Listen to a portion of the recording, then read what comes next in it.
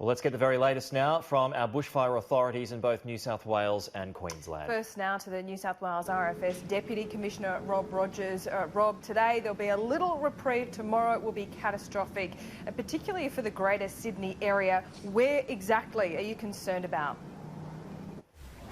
Yeah, good morning. Well, look, there's two problems we have. We've got all those fires, 66 fires, 40 are not yet contained in the northern part of New South Wales. We know those fires are going to become problems and threaten properties tomorrow, so we've got that problem, but then we've also got this increased fire risk, not only the catastrophic in the Hunter and Greater Sydney areas, but the central west and the southern part of the state have extreme fire danger. So we've got a huge increase in fire danger, so we've got to maintain all the resources we have up north. We've got to increase our resources in the Hunter and the rest of the state, particularly Sydney.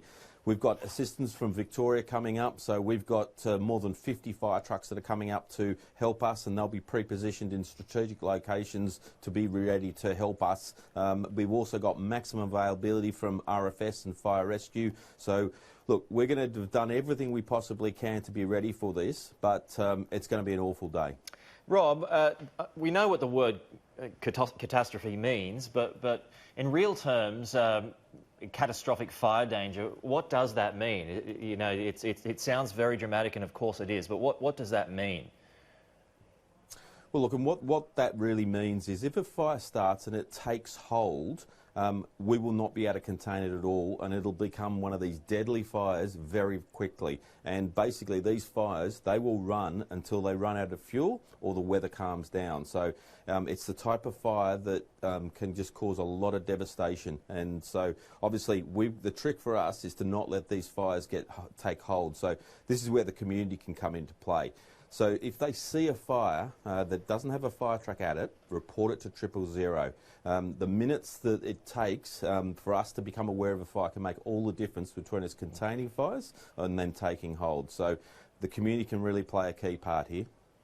And just finally, on the resources you have available to you, 1,000 firefighters working across the state at the moment, Rob.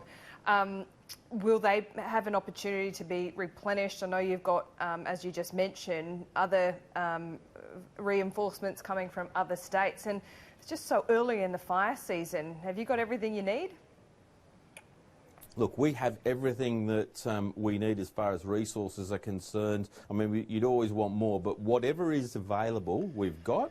The government has been absolutely supportive and basically saying whatever you need to do, just do it. So we're being supported by other states and territories. The government's very supportive. Our people are very tired, but they're still there and they'll be there for the long haul because potentially this is going to be a very long fire season. All right, we'll leave you there, Rob. We'll now head to the QFES State Commander, Megan Stifler. Megan, what were conditions like overnight, and what is the fear ahead? Whilst we had better conditions overnight, we are still going to experience severe to extreme fire danger weather tomorrow.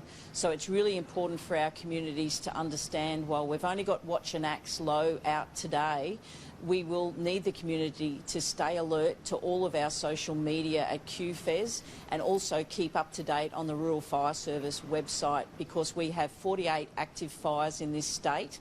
3 areas are of concern.